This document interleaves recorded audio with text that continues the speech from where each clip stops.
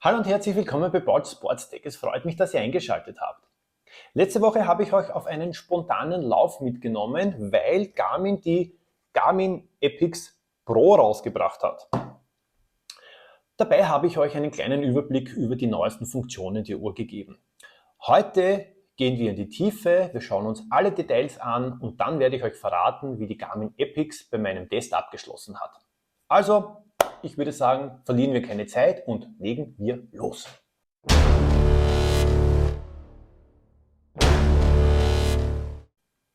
Die Epix Pro kommt in drei Größen, 42, 47 und 51 mm, sowie in einer Standardvariante und in einer Saphir-Variante. Der Unterschied ist, die Standardvariante hat eine Lünette aus Edelstahl und das Glas ist ein Gorilla TX Glas. Und bei der Saphir-Variante ist, wie der Name schon sagt, das Display aus Saphir und die Lünette aus Titan. Ich für meinen Teil habe mir die 51 mm Variante geholt. Hier ist das Display 1,4 Zoll groß und löst mit 454 x 454 Pixel auf. Bei der 47 mm Variante ist das Display 1,3 Zoll groß und löst mit 416 x 416 Pixel auf. Und bei der kleinsten Variante, der 42 mm Epix Pro, hat das Display einen Durchmesser von 1,2 Zoll und löst mit 390 x 390 Pixel auf. Von der Hardware-Seite bietet mir die Uhr zwei Neuerungen an. Die erste befindet sich hier oben. Hier habe ich jetzt dann auch eine LED-Taschenlampe. Mit einem Doppelklick der linken oberen Taste kann ich die ein- und ausschalten. Auf der Rückseite finden wir jetzt einen neuen Pulsmesser. Das ist der Elevate Generation 5. Der ist im Vergleich zur Generation 4, ich habe hier die Phoenix 7X daneben gelegt, auch größer. Dieser soll jetzt bei Aktivitäten mit viel Bewegung und Anspannung im Unterarm besser sein und dadurch, dass er größer ist, soll er auch weniger Licht von der Seite zulassen. Und jeder weiß, man soll die Uhr immer eng am Arm tragen, weil jedes zusätzliche Licht die Messung stört.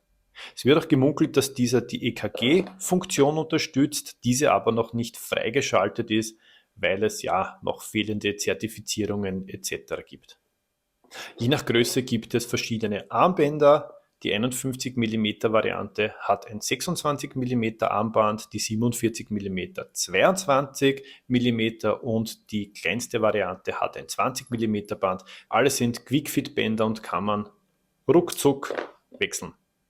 Wie sieht es mit der Akkulaufzeit aus? Ich blende euch jetzt mal eine Tabelle ein. Hier seht ihr im Prinzip, welche Variante, das heißt 42, 47 oder 51 mm, bei welchem Modus welche Akkulaufzeit laut Garmin maximal schaffen soll.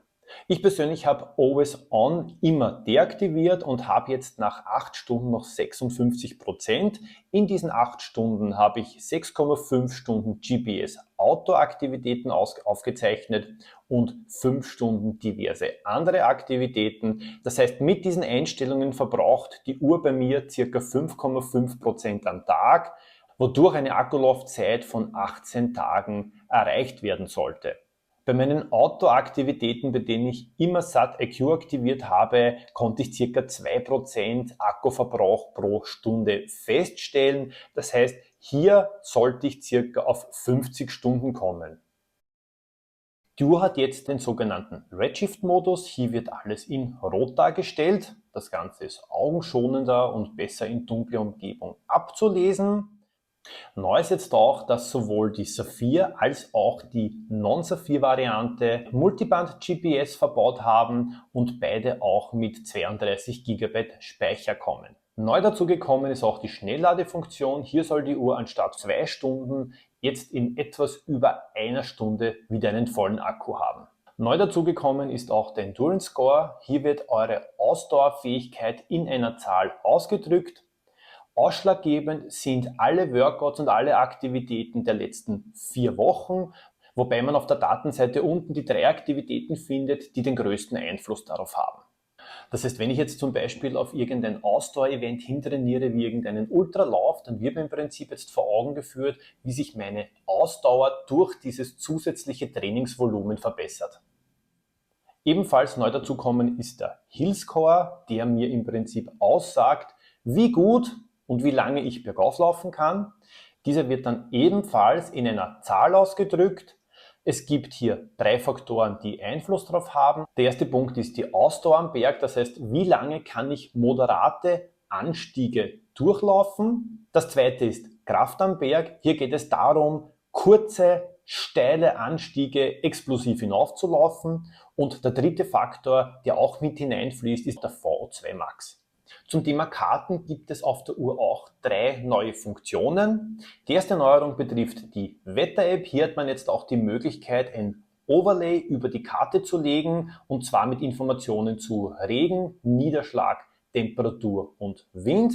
Zusätzlich kann man auch eine kleine Animation abspielen, die den Verlauf der letzten Stunde anzeigt. Dann bekommt ihr beim Laufen oder Wandern die Karte als Reliefkarte dargestellt. Das heißt, durch diese Schattierungen kann man jetzt Berge, Hügel etc. erkennen.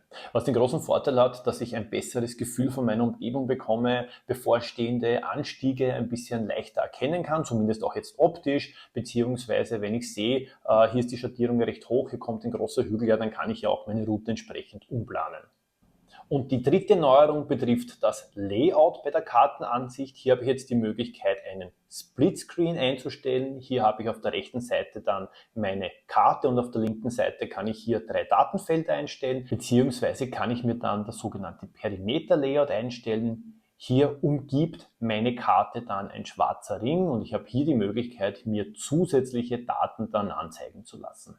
Ebenfalls neu ist die Ansicht zu meinen zuletzt verwendeten Widgets. Wenn ich die Taste rechts unten länger drücke, komme ich in diese Ansicht und sehe im Prinzip, welche Daten oder welche Widgets ich mir zuletzt angesehen habe. Was gibt es sonst für Neuigkeiten? Es kommen 30 neue Sportprofile auf die Uhr, im speziellen Teamsportarten. Das heißt, ihr habt dann die Möglichkeit, Fußball spielen oder Basketball spielen zum Beispiel als Aktivität hinzuzufügen. Darüber hinaus erhaltet ihr natürlich alle Funktionen, die ihr von Garmins High-End-Uhren bereits kennt, wie die ganzen Trainingfunktionen, Trainingszustand, Trainingsbereitschaft, den HV-Status etc. Ihr bekommt die ganzen Gesundheitsstatistiken wie Bodybatterie, Schlafanalyse, 24 Stunden Herzfrequenz oder Schritte etc., eure Stresswerte, alles bekommt ihr bei der Uhr. So, und jetzt schauen wir uns mal die Pulsmessung an. Der Elevate Generation 5, der neue optische Pulsmesser, verspricht hier auf jeden Fall eine Verbesserung gegenüber der 4. Generation, und das habe ich natürlich für euch getestet. Bei diesem Lauf habe ich eine ganz normale Straßenrunde gemacht, nichts Besonderes. Ich bin relativ konstant gelaufen, habe leicht die Geschwindigkeit erhöht, der Puls ist auch leicht angestiegen, aber es gab hier keine großen Sprünge vom Puls bzw. Änderungen, und wie man sieht, konnte die Epix Pro mit dem neuen optischen Pulsmesser hier den Puls wunderbar erfassen. Das zweite Beispiel war schon ein bisschen fordernder. Hier habe ich einen Traillauf gemacht, sprich einen Berglauf. Aufgrund des unterschiedlichen Höhenprofils gab es hier Steigungen bzw. Abstiege. Und das erkennt man natürlich auch im Puls, der mal raufgegangen ist, dann wieder runter, wieder rauf. Das heißt, es kam hier zu schnellen Änderungen des Pulses. Aber auch hier hatte eigentlich die Epix Pro keine Probleme. Ja, man kann sagen, man hat hier wirklich fast ein perfektes Ergebnis. Das letzte Beispiel war ebenfalls ein Berglauf, der technisch sehr fordernd war. Aber auch hier sieht man, dass das Ergebnis eigentlich ja fast ein perfektes Ergebnis ist. Also kaum eine andere Uhr zeigt hier so extrem gute Werte. Wie gesagt, der Generation 4 war auch schon sehr, sehr gut. Aber ja, hier hat Garmin mit dem Elevate 5 noch ein kleines Schippchen draufgelegt. Müsste ich jetzt wirklich kleinlich sein, ja, dann sieht man hier ganz am Ende von Lauf, das war ein knapper 2-Stunden-Lauf, hier hat der Puls kurz ausgeschlagen, der Brustgurt hat das natürlich angezeigt, aber die Epix konnte das nicht erfassen. Ich weiß nicht, wie ihr es seht, aber ich bin ja Hobbysportler, ich bin kein Profisportler, und ich muss sagen, also bei so einem Ergebnis brauche ich hier echt keinen Brustgurt mehr. Hier werde ich definitiv, wenn ich privat laufen gehe, keinen mehr verwenden. Ja, natürlich, wenn ich für euch Vergleichsvideos mache, da brauche ich den schon. Aber sonst kann ich hier getrost auf den Brustgurt verzichten. Wie sieht es bei Aktivitäten aus, wo es für den optischen Herzfrequenzmesser sehr, sehr fordernd ist? Das heißt, bei Aktivitäten, wo der Unterarm angespannt wird oder wo man vielleicht auch den Arm bewegt, wo der Pulsmesser nicht immer perfekt auf der Haut aufliegen kann. Wie sieht es bei solchen Aktivitäten aus, sprich zum Beispiel beim Krafttraining? Wie ihr hier seht, ist das Ergebnis nicht perfekt, aber im Vergleich zur vorigen Generation schon eine Verbesserung. Ein noch besseres Ergebnis konnte ich bei diesem Krafttraining erzielen. Hier hat alles wirklich wunderbar geklappt. Hier gibt es wirklich nur ein paar kleine Ausreißer, aber hier hat der Pulsmesser wirklich tadellose Arbeit geleistet und das Ergebnis ist hier wirklich, wirklich sehr, sehr gut. Also ich kann festhalten, der Elevate 5 ist definitiv der beste optische Herzfrequenzmesser von Garmin zurzeit. Ich würde vielleicht sogar so frech sein und behaupten, dass Garmin mit dem Elevate 5 jetzt dann die Lücke zu Apple Watch geschlossen hat. Nächstes Thema ist natürlich GPS-Genauigkeit. Garmin verbaut seit 2022 in den High-End-Uhren beziehungsweise seit 2023 sogar bei Uhren im mittleren Preissegment Multiband-GPS. Wenn die Uhr freie Sicht zum Satelliten hat, das heißt, es gibt keine störenden Bäume oder keine Hochhäuser, dann ist die Aufzeichnung nahezu perfekt. Man erkennt, auf welcher Straßenseite man gelaufen ist. Wenn man die Straßenseite gewechselt hat, oder hier sieht man wunderbar, ich bin bei dieser Gabelung links weitergelaufen auf der linken Straßenseite und da, ja, perfekte Aufzeichnung. Die Frage, die sich natürlich auch stellt, wie gut funktioniert die Aufzeichnung, wenn die Sicht nicht perfekt ist. Auch hier habe ich euch ein Beispiel vorbereitet. Wir zoomen hier jetzt mal ein bisschen hinein. Hier sieht man, ich bin eine Schotterstraße heruntergelaufen. Hier war die Sicht noch einigermaßen gut, aber nicht perfekt. Bin dann hier runtergelaufen und hier eingebogen. Hier ist es so gewesen, dass der Wald auf beiden Seiten schon sehr stark oder sehr dicht war, aber hier hat die Aufzeichnung trotzdem eigentlich problemlos funktioniert. Es gibt hier und da ein paar Ausreißer, wo einfach die Aufzeichnung ein bisschen versetzt ist. Hier sieht man es gut, aber im Großen und Ganzen funktioniert das wirklich sehr gut und ja, ich glaube, hier gibt es kaum irgendwas Besseres zurzeit am Markt. Wie ist nun mein Fazit? Verarbeitung von der Uhr ist top, egal ob ich mir jetzt die Standardvariante mit Edelstahl und Gorilla Glas nehme oder Saphir mit Titan. Da brauchen wir nichts sagen, Garmin macht super hochwertig verarbeitete Uhren. Die Akkulaufzeit, speziell von der 51 mm Variante, die ich hier getestet habe, ist wirklich, wirklich gut. Also die hat mich echt überrascht und ist teilweise besser wie die der Phoenix 7X. GPS-Genauigkeit und Pulsmessung sind ebenfalls so ziemlich das Beste, das man momentan am Markt bekommt. Und was Garmin mit seinen ganzen Auswertungen und Trainingstools einem zur Verfügung stellt, ja, das findet man bei keinem anderen Hersteller. Müsste ich etwas kritisieren, dann würde ich zwei Dinge kritisieren. Ich würde kritisieren den Preis. Ich kann mich zurückerinnern, vor vielen, vielen Jahren ist das iPhone erstmals mit 1.000 € erschienen. Ich habe mir gedacht, um Gottes Willen, wer kauft ein Handy um 1.000 €? Mehr sage ich jetzt nicht dazu. Wir sind jetzt dann bei den Uhren soweit. Die Uhr kostet 1.000, 1.100, 1.200 €. Das ist halt schon sehr viel Geld. Auch wenn man natürlich schon sehr viel für sein Geld bekommt. Der zweite Punkt, der mir aufgefallen ist, dass die Oberflächenführung, die Menüführung nicht immer flüssig ist. Hier eckt es hier und da ein bisschen oder es kommt zu Verzögerungen, aber ich denke, das ist nichts, was nicht mit einem Software-Update optimiert werden kann. Also ich würde sagen, im Großen und Ganzen wirklich eine gute Uhr. Die Frage, die sich für mich natürlich stellt, wer wird auf die Epix Pro umsteigen, beziehungsweise für wen ist die Uhr geeignet?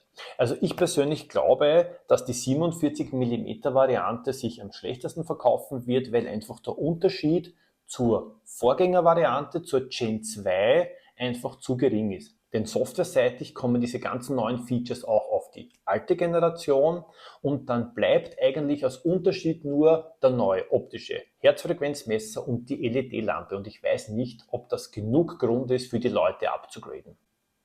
Ich glaube, dass sich die 42 mm Variante recht gut verkaufen wird, weil ich auch denke, dass es viel Frauen gibt, die jetzt die Phoenix 7S oder die 6S haben und mit dem AMOLED-Display liebäugeln, für die aber die 47 mm Variante in der Vergangenheit zu groß war. Und da kann ich mir ganz gut vorstellen, dass die dann eben auf die Epix Pro in der 42 mm Variante wechseln. Meine persönliche Meinung ist, dass sich die 51 mm Variante sehr, sehr gut verkaufen wird. Einfach aus dem Grund, weil es sehr viele Leute gibt, die sagen, ich habe jetzt die Phoenix 7X und ich möchte aber auch ein AMOLED-Display haben. In der Vergangenheit hat es die Epix Gen 2 gegeben, die hatte nur 47 mm, die war zu klein, da haben die Leute nicht gewechselt und jetzt haben sie eine Option. Und sie bekommen darüber hinaus aber auch eine sehr, sehr gute Akkulaufzeit. Also ich glaube, dass sehr viele wechseln werden, beziehungsweise kann ich mir vorstellen, dass Leute, die die Epix Gen 2 in 47 mm ebenfalls auf die größere Variante wechseln. So viel zumindest meine Meinung. Aber mich interessiert natürlich auch eure Meinung, also schreibt bitte in die Kommentare, ob ihr euch die Epix Pro holt oder ob ihr sagt, nein, für euch zahlt sich ein Upgrade nicht aus. Abonniert meinen Kanal, um auch zukünftig keine Videos zu verpassen. Außerdem helft ihr auch meinem Kanal dann zu wachsen. Und ja, wenn ihr Lust und Laune habt, ein bisschen mehr mit mir zu schreiben, dann kommt in meine Telegram-Gruppe. Den Link dazu findet ihr in der Beschreibung und wir können uns dann über Uhren, Sport und Smartwatches etc. unterhalten. In diesem Sinne sage ich vielen lieben Dank fürs Zuschauen. Ich hoffe, euch hat mein Video gefallen. Ich wünsche euch alles, alles Liebe und bis zum nächsten Mal.